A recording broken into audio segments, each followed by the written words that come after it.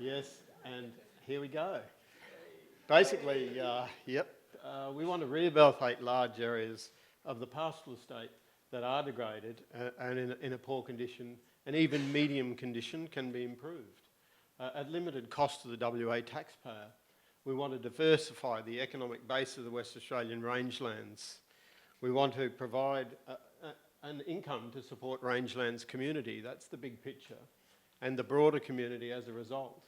We want to build regional knowledge, skills and expertise in rangeland restoration that can be commercially exported effectively to similar regions around the world.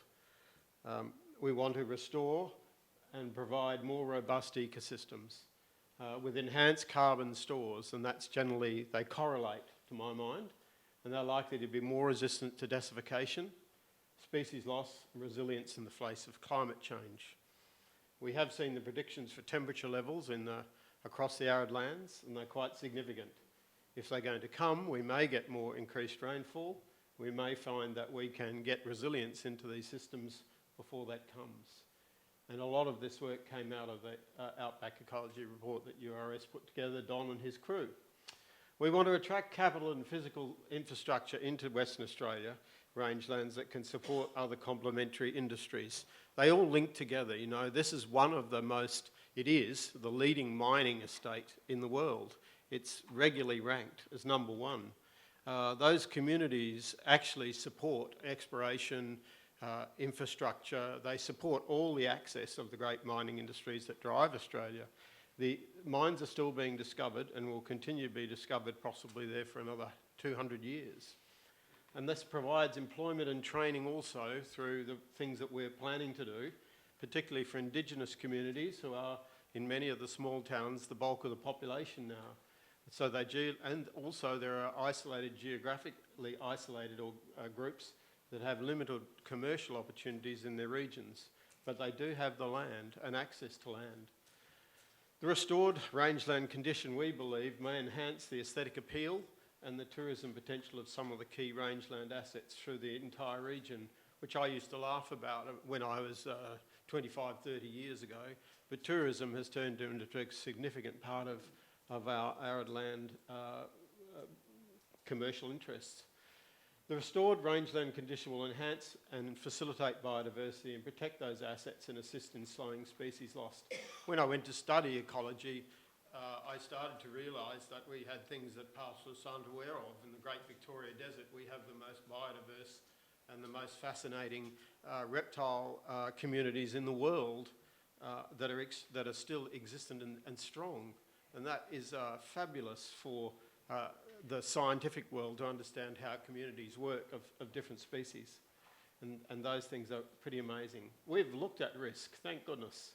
And we want to just go into this point about natural capital that we had when we first came here as Europeans, which the Aboriginal people had been managing for 30 or 40, 50,000 years in their own way, was the capital that then we exploited. And we've turned that capital basically and taken that capital into the system, basically into our coastal areas. It's accumulated here, and we've built our society on the back of that. The roads are paved with gold and on the sheep's back.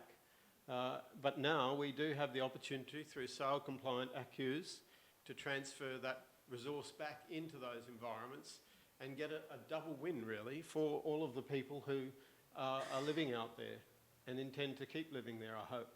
So we've already talked a little bit about that. Life was pretty tough in a bush shed on the beach in 1921, and these people were pretty amazing. Their wool was wool from all the way from 1870 to 1920 was going to, not that this is wool, this is a lugger bringing stores in from Broome, but we used to put all our wool, the family, onto these boats and put it on ships, and it would sail to England. It was pretty amazing. But there were circumstances where the families basically had to walk off after 20 or 30 years of hard work. This station here that grandfather built in the 1920s and 30s, he walked off in 1939 because of a sustained 7-year drought. It was just too tough. He had to move. So he went back to Melbourne and became a fitter for the war, a fitter and turner. But this is the station that I grew up at. The homestead was a little bit improved by the time I got there. But that's my father and my grandmother on the veranda there in 1945. So we learnt a lot, I think, through time and in relationship with the people who lived there. They were very much a part of our environment and how we lived. We had great relationship with those communities right up until the 1970s. So is that you? That's my father, yeah, and my grandparents and my Uncle Jeff and a few others of the crew. But my father was a man who realised that we had to become more economically viable, and he moved us from horses in the 1950s, 1940s onto motorbikes, which were the BSAs. It was bloody cold in winter, as you know, out there. And then, of course, you know, we just kept bringing mechanised transport to our businesses. And they survived for a long time. And as I said, what really interests me is my uncles and dad started really working on these rangeland issues in the 1950s, and they were working the landscape to try and get it to stabilise and to stop blowing. It was extremely degraded. And by 1960 we had the first field day here with David Wilcox at this, and it was one of the first agricultural field days. And we learned a great deal, and we have learned a great deal about why we've lost banded landscapes around windmills and what our opportunities are, therefore, in those landscapes with carbon to take it back to these stable communities that have evolved over millions of years. We can do this stuff and we can keep it moving. It's already out there, you can see it. The increase by the capital investment by BHP over this land has returned a great deal in cattle productivity to this environment. So we've got many co-benefits we see. They really all need a robust economic base that isn't dependent on handout processes from society. All of these people are independent people. If they could be economically viable on their own, they want to be. So by denying them the opportunity to have carbon-based enterprises, we're really stopping that potential. But we're also stopping the potential for capital to flow back. And that's the big responsibility for the state government and all the Australian governments, is to work out how to do this. And this is RFR, so this is the rangeland reform.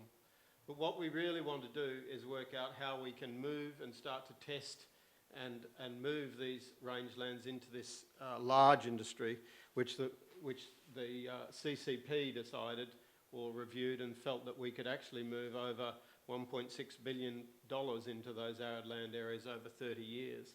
And WA could capture a significant part of that income.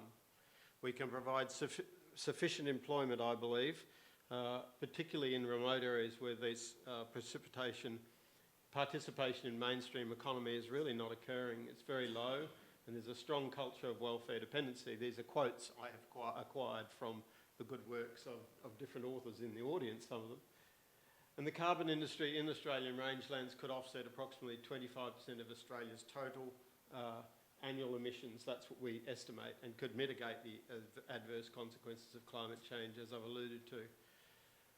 I'm not a social reviewer, so I've been given quotes to work on, and that's what I like going with, where other people have written on the basis of science. But I've talked about this, and this being a very different and fragmented business today, and it's quite a challenge to move all those stakeholders to a position of strength. But I believe it's possible, because we really need a purpose and a direction, and we don't seem to have one. So I think the many different values can come together around this need to increase the carbon footprint, the carbon availability, as it were, not footprint, the carbon availability in those systems, because it's directly correlated with the sustainability, I believe, of these ecosystems. These Indigenous communities, there are people who have purchased leases for lifestyle or philanthropic purposes. Right now, they're trying to make these communities into commercial grazing opportunities, and in many ways, I think carbon and the working of the landscape and the traditional methods will increase their carbon value, and I think they've got big opportunities. There's lots of philanthropic leases that are out there that are often involved with conservation, and there are conservation-based state agencies, as we know, got large parts of the landscape, and the Australian Wildlife Conservancy and Bush Heritage have been taking up landscape across all of the pastoral lands. Carbon value has been lost really, but now it has value, and I think we are on the threshold of developing processes that's going to put it back into that system. And those functional ecosystems are so much more resilient and productive. That's how I see it. The core community is still pastoral enterprises out there, and Mark and I are both in agreement, and I'm sure most of you, that there's a role for grazing in those systems. Those systems evolved under the pressure of the diprotodons and the animals before them, and Tim Flannery and people like would all agree that there was sustained pressure on those ecosystems in different ways. We don't really know how it was, but we are learning about healthy ecosystems as we look at the soils and the structures, and that's why I love working with David Tongwe on this, who has now fully retired, but I spent a lot of time in the bush with him in all sorts of parts of Australia. The Tanami was particularly great, where Bill Lowe and I would have huge arguments about fauna's role in the environment. That's actually a mine waste landform at the back there. And what I realised over time in my business of restoring mine landscapes is that I could get 3 times the carbon into those than many other places had, but they still had big problems with erosion, and they still had big problems with overall stability. One of the important things that I learned working with those guys is just how much carbon, showing that using different systems, nutrient cycling indices, we could show across mine landscapes when mine landscapes are functioning. Because where you sign off mine landscapes to government is a big issue. Very difficult for mining industry to work out where that threshold is and how to generate that point, improve that point. But what we found is that we could use indices of landscape function, which there's 3: stability, nutrient cycling and infiltration. We could prove that we could get a trend in mine site rehabilitation that was evident in healthy landscapes in rangelands. So this is Tongwei, and you see this in landforms. So I spent the last 25 years really trying to educate the mining industry on using their techniques and letting the techniques then educate them about building stable landscapes. And those stable landscapes are things that I see very much happening with, in RM in Western Australia. It's a great process. So landscape function is becoming very important, and people in the landscapes, not only in mining, as I've been teaching mining people, but all across the landscape in the rangelands. They've moved a long way in 20 years. They understand so much more about the function of their land.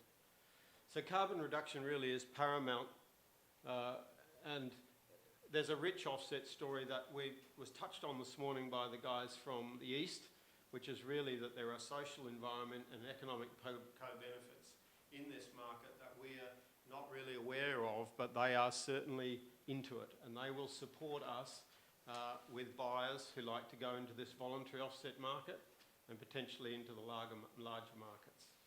And I think it's very much a possibility for remote Indigenous communities to become involved in the mainstream economy. I took Aboriginal people, probably 180 over 10 years, into seed picking programs and into restoration hand seeding across the landscapes I worked on.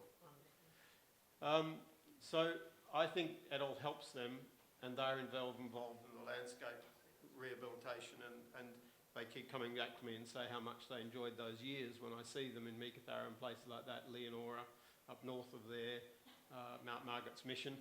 We really can, and we should, try to turn our liabilities to assets. And we can see this. The Japanese guys, they did spend a fortune out here on these hard flats, but they got pretty amazing results in very short times across these landscapes. And these landscapes are still growing and going well. And they really they've harvested the water effectively and changed the soil profile, but they demonstrated a lot. So we can contribute to the fundamental recommendations of the Northern Australian Land Water Task Force by doing these processes. And we do have this effective market-based instrument which we can catalyse in a shift to management practices and promote ecologically sustainable development. That's all come out of studies in the past. So I just want to say thanks for your attention. I think Tim Flannery quoted 1994, it was in one of the previous reports, and I thought I'd bring it up, where Tim talks about quite late in the process of environmental destruction, we've recognised it's happening, but we can change our ways before we've consumed all the future that we're capable of and will have achieved something very precious. And Tim talks about that as us being the first generation. Well, I have to say I have to introduce Tim to my father and my uncle and a few others, because I tell you they really understood this. So it's been wonderful to finally get through my presentation.